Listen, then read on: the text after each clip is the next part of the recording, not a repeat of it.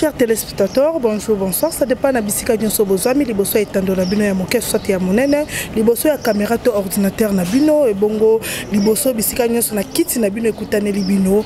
Ngai mama Juliana kani na ibisa kibino na kokende lisusu ko luka ale bolojwa parce que bino batu botinda ngana ya pembeni na ye parce que soki eyindi boyebi ke yende molobeli monene ya peuple yango na yeko poussa na sudi boso pembeni ya monsieur ale bolojwa honorable ale bolojwa biso to bengaka to meka un peu kokabola pardon makambo ya minemwe ndenge eza kosala lisusu imparte. Bonjour monsieur ale bolojwa.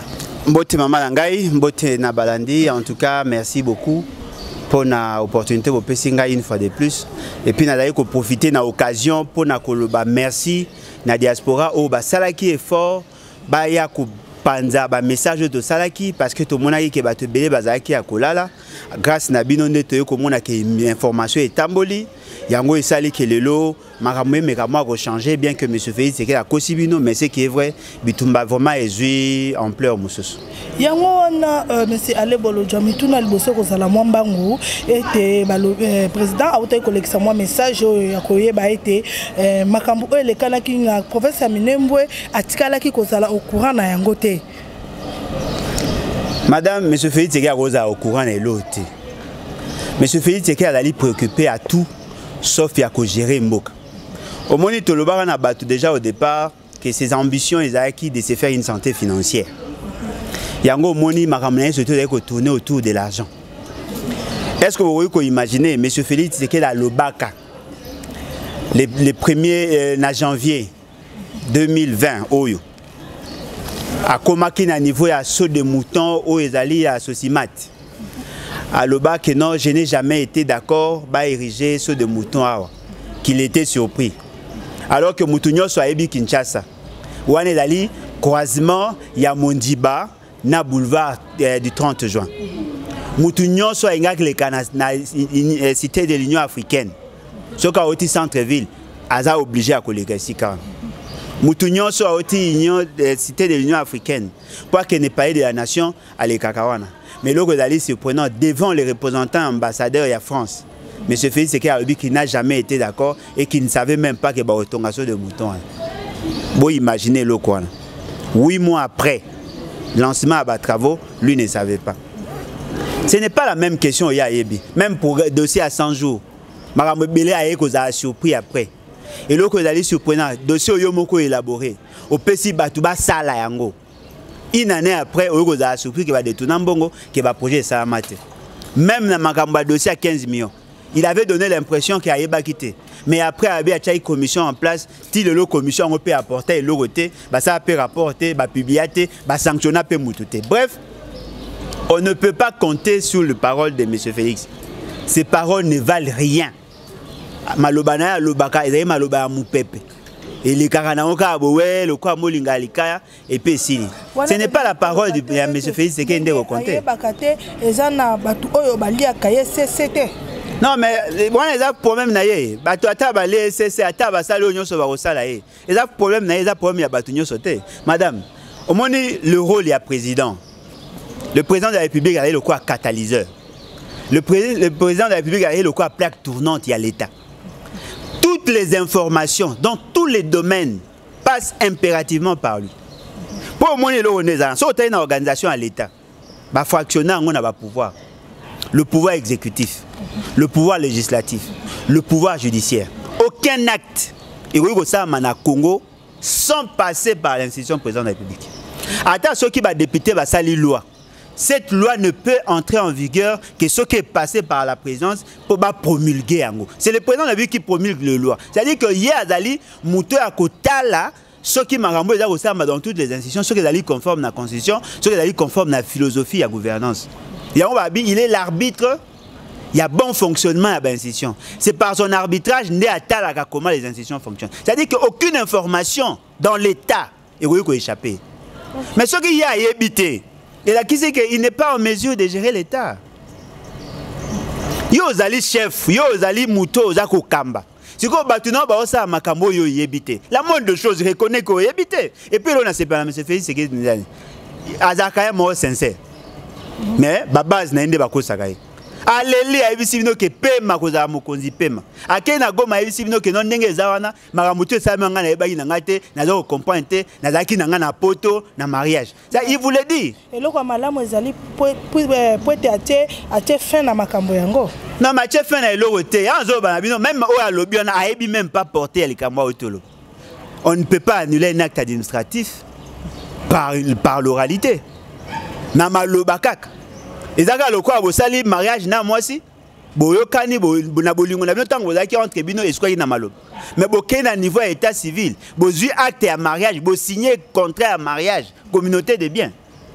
Après yo la mugi na tongo nga na mwasi na to kabwani. Non, bo kabwani na maloba, mais il faut bo annuler acte ya mariage parce que soko ke ko bala mwasi mususu, ba koloba ke o violer droit wana libala wana ezali caduc pose ayi non marié. Il faut divorcer et na ka wana ezali et bonga ki bazwa acte ou ezali na même nature ya acte wana pour abroger ou annuler l'acte wana. Ya sali yango te maloba kaka.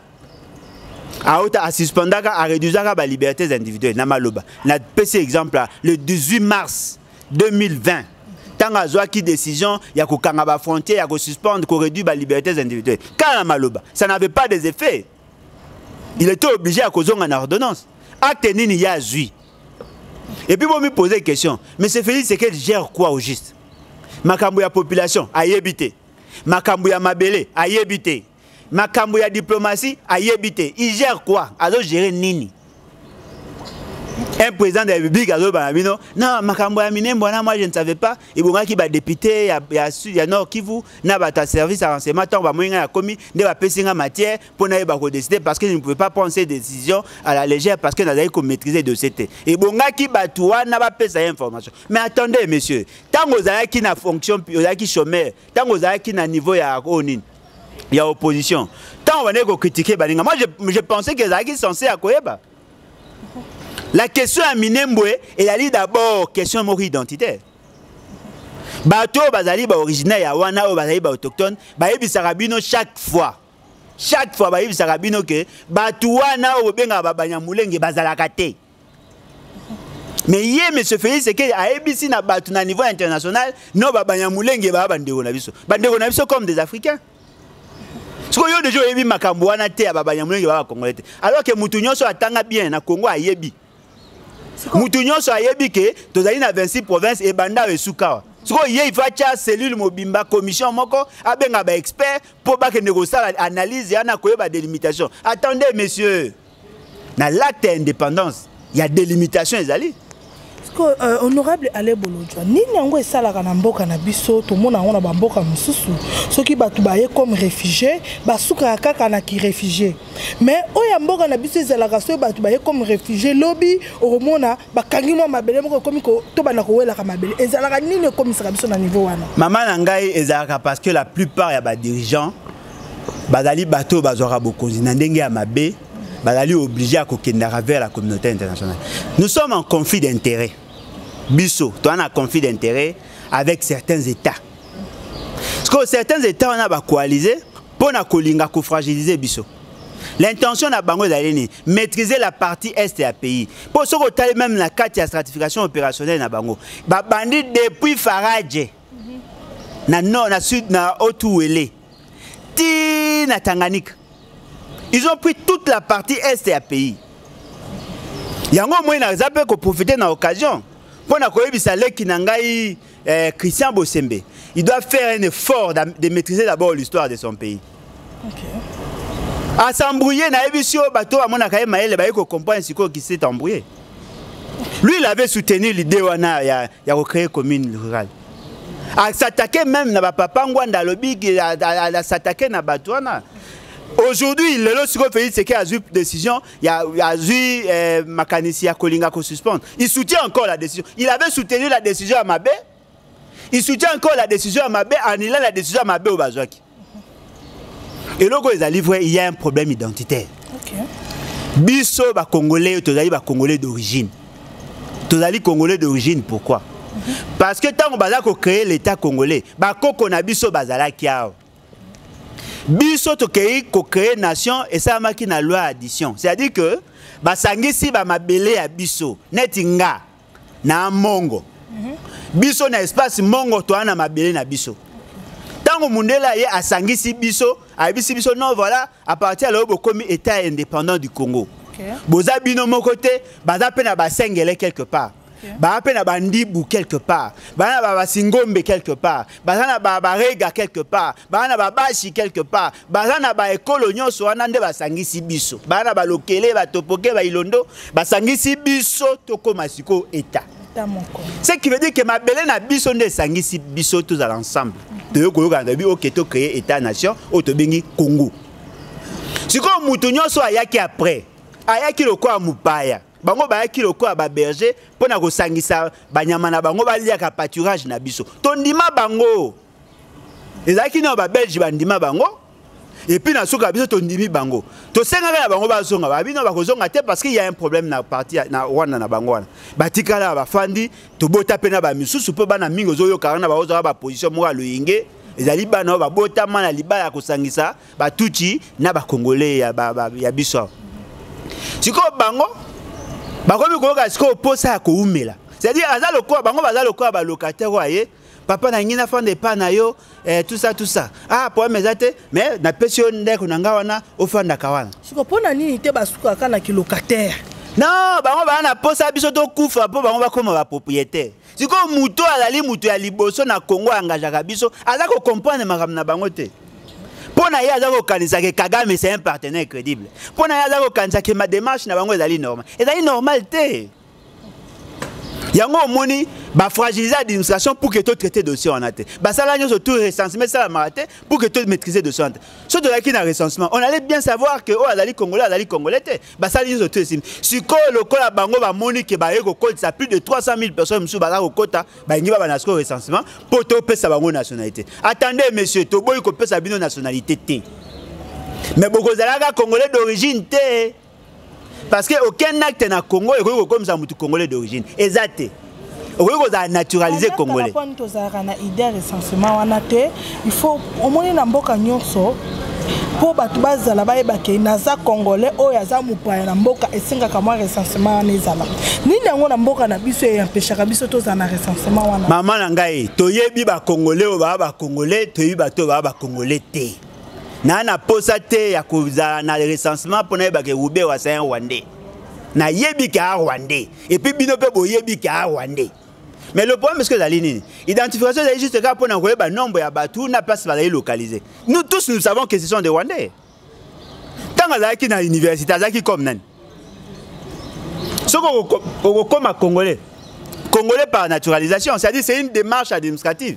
Au Kenya administration judiciaire, bah peut sur un jugement de changement de nationalité, au commis congolais conformément à l'article 10 de la Constitution. Tout ça qu'on reconnaît que bango nationalité, ce qui va aller naturaliser. Mais la Constitution, la loi ne dit pas que ce qu'on aller congolais par naturalisation, attends au violet mi be retirer congolais. Non, on peut retirer yo nationalité aux zongi rwandais.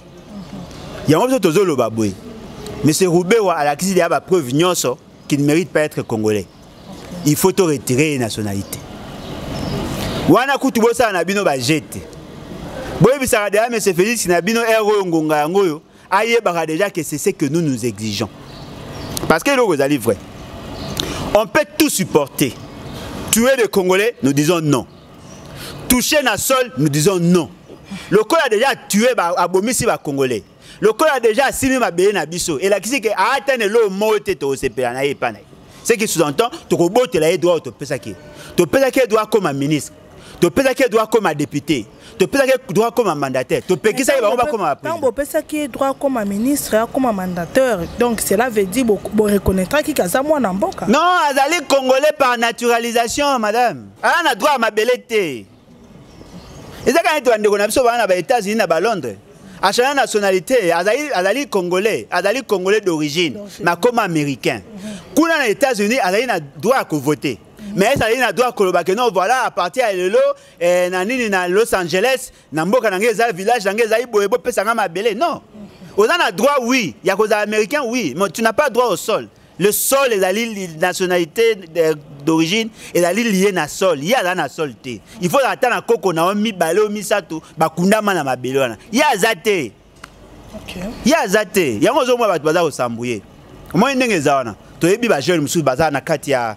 ya Congo baza ko lobya maramba ya ba nyamulenge à tort et à travers to yebi ba information belé ils ont battu mususu ezali alali enfant o afandaka na ndako ya mutu azu kombo ya mutu wana alobi ki ya za congolais non vous êtes des Rwandais monsieur vous êtes des Rwandais de boza fier ta oza ba Rwandais po boza na vie na sengo faut boza ka ba congolais et puis là vous avez surprenant ton dimi oza congolais mais comporter pe na congolais parce que la nationalité est aussi na mot nation.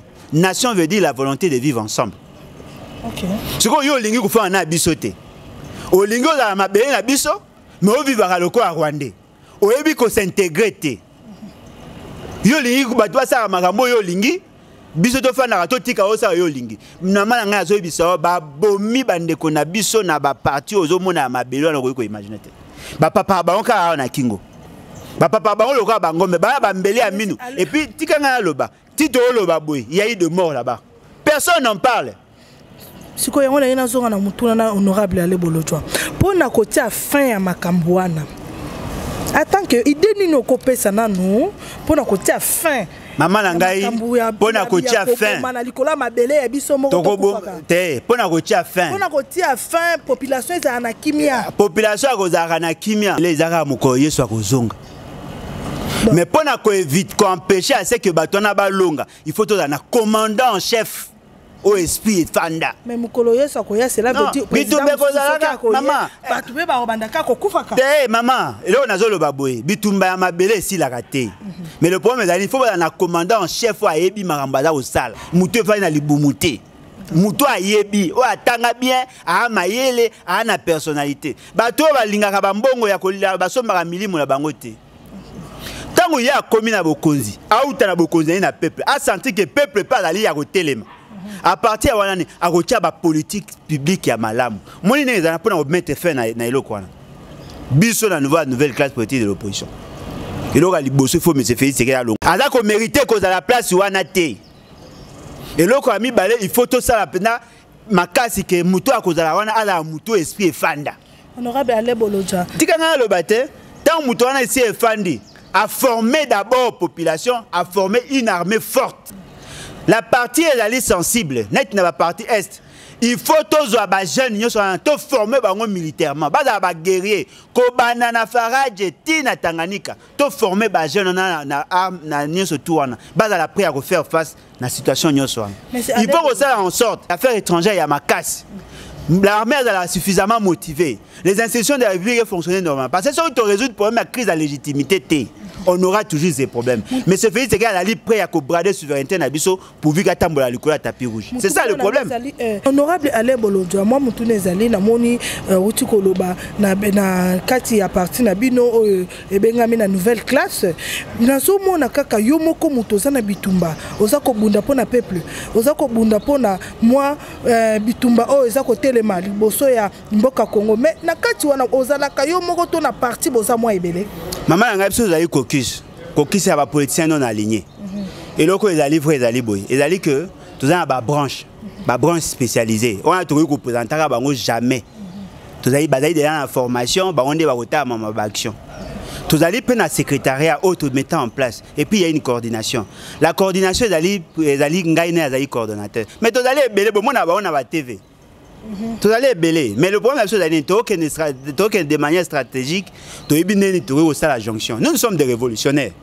Tu as présenté la cartouche, tu as tout na batute. Tu as parti politique tu as un parti politique qui a pouvoir tu as un esprit à révolution. Un esprit à révolution, tu as étalé ma bisote. Mais tu as les canards TV tu allais belé, au gros vous avez surpris. 7316 personnes ont s'engagé pour accompagner Bisson à l'Étoile. 7316. 764 personnes ont fait sa cotisation régulièrement. Ok. Maman a dit ça, tu as s'organiser. Et bon, ceux qui ont posé Baya. Non, biso za limité na to na posa majorité à la population congolaise baza na biso poto bunda bitumba o. To ya biso to na politique te akoya ko cajoler ba na sens à poil non. To na posa d'abord peuple ko longola na ko banga. Boza na sincère bino ba na Kinshasa. Bino bat boza ko sa sondage. Est-ce que mutu mo sa communication à makasi ko le kabiso? Est-ce que mutu mo ka longo li population ko banga ko le kabiso? bato mingi bazalaki baosala déclaration baobanga mais biso toza ko affronter bango na champ na bango toleka même na ba chaîne na bango ya IDPS tolobaka ba vérité même ba chaîne ya FCC tolobaka ba vérité et puis tobimi pe to faire nanda pe to mima et puis to lali. Mais ça le bolo jana marche au moni président lui Martin Fayulu pardon autaki ko lobela pour na marche za koleka na katikati ya 2 jours na bino pe boza na kati quand même. Mais effectivement parce que alobi yango que ezali na tendance politique té et donc toyokani na yango na mais c'est Martin Fayulu kulutu na biso alobi clairement il a li marche ya ba nationaliste biso to bundaki pour na mettre fin na dossier à partie est et que kulutu na biso aye na marche wana bato baza ko kabula idée tozali ebele. Ce qu'on marche. Et allez état d'esprit. Yoka na loba. Est-ce que yebi que muto ali boso insista ki sur makambwana et kulut na biso papa ngwanda. Tous allez na ensemble. Mais kulut na biso Martin Fayulu. Tous allez na ensemble ba muzito et consort. Tous allez ensemble na mutu nyonso allez ko défendre intérêt ya mboka. Yango moni biso les autres une nouvelle classe politique de l'opposition. Oh nyonso akoya na initiative ya ko défendre intérêt ya mboka tokoya. Yango le moyen le quoi kulut Martin Fayulu a convoqué biso na marche. Mutu nyonso azali mutu ya NCPO aya tokokende ko accompagner tokokende ko marcher ensemble pour toi na posa tozala uni na question wana tozala uni parce que il faut qu'il y ait une unité de commandement toboy to ça même na désordre ne tozali à se voir tozali na ba base na biso et consort mais nous savons qu'il y a quelqu'un azali jusqu'à preuve du contraire à bénéficier de la confiance ya peuple. Peuple là qu'on se reconnaître à Martin Fayulu. On va l'accompagner. Tous va accompagner écoutez, toko yande na marche. Il y a tamboli koto, biso tamboli koto, toke to sali marche. Marche wana nde. Et là ko ebisana ba bimpumbulu nyonso bazali sous-traité en Rwanda que toza ko banga bango te. Yango pona nini parce que ye moko alobi along andimi balongola président ah mama andimi kolongola ke makambo ya yeba kite yango ke esila atie fin na yango mama na ngai yo zo mona ngo normal muto aza ko prétendre ko za président de la République ale kana misa batalo bakayeba kite. Et puis à lobby Kandimi. Bon, ça l'impression de quoi dans un certificat d'enregistrement. Papa n'a tiqué là 2 345 409 km² à l'Opango. Le Congo appartient à tout le monde, monsieur. Ce que Yebaï a présenté bon dans le Parlement debout. Nous ne pouvons pas accepter. Yo ça ma nabino na marque nabino. Est-ce que Yebi ke ba tout chine tolo balobo. Ba bomba congolais ka semeno.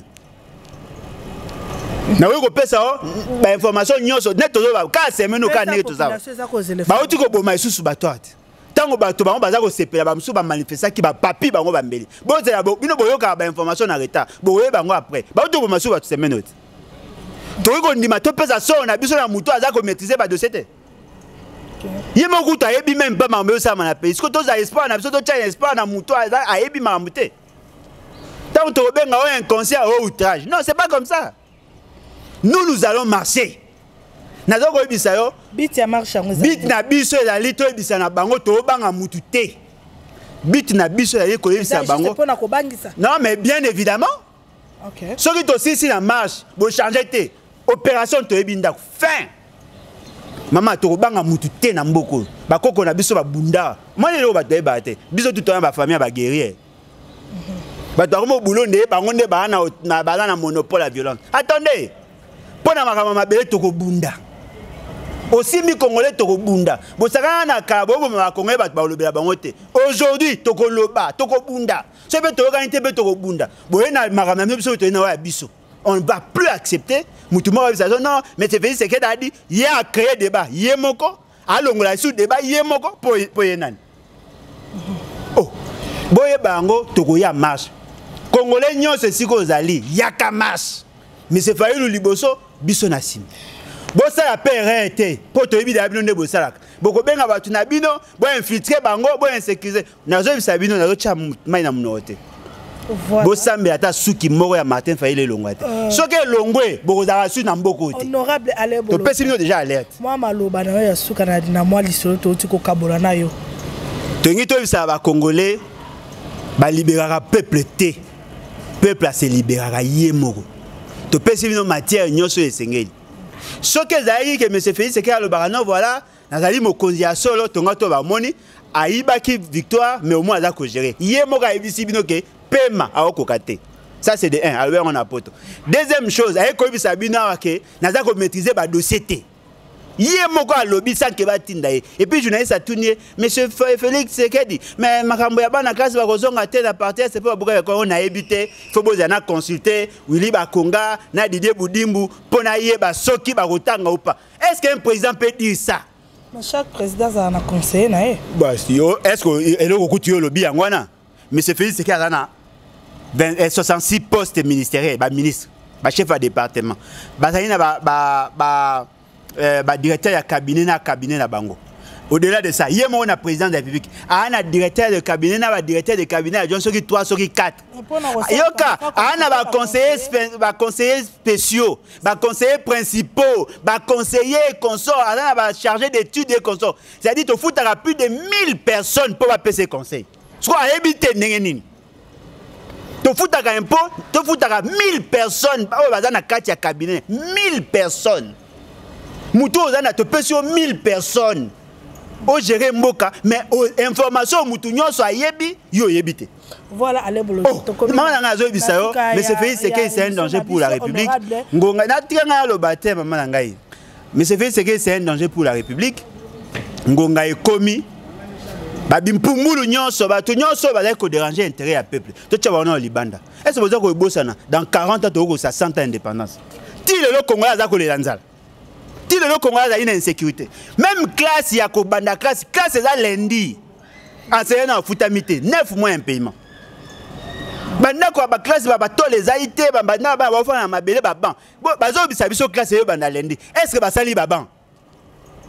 Bokonzo bena bokonze bosono penza bosono. Yango to yo Congolais tout tellement to changer makambwana. O azana posa ko intégrer organisation na biso numéro da ISM 00243 81 250 28 51. Boya to sangisa force na biso, tout ça c'est que la révolution est banda. Marche oui, nous sommes d'accord, mais après marche révolution.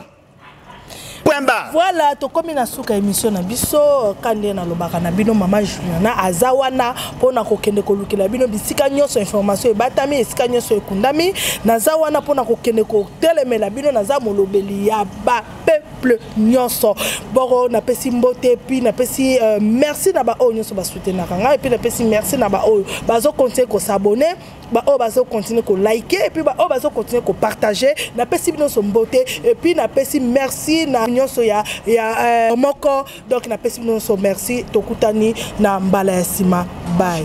Tout évolue, seuls les imbéciles ne changent pas. J'insiste, je persiste et je signe. Les ennemis de l'Afrique, ce sont les Africains. J'insiste, je persiste et je signe.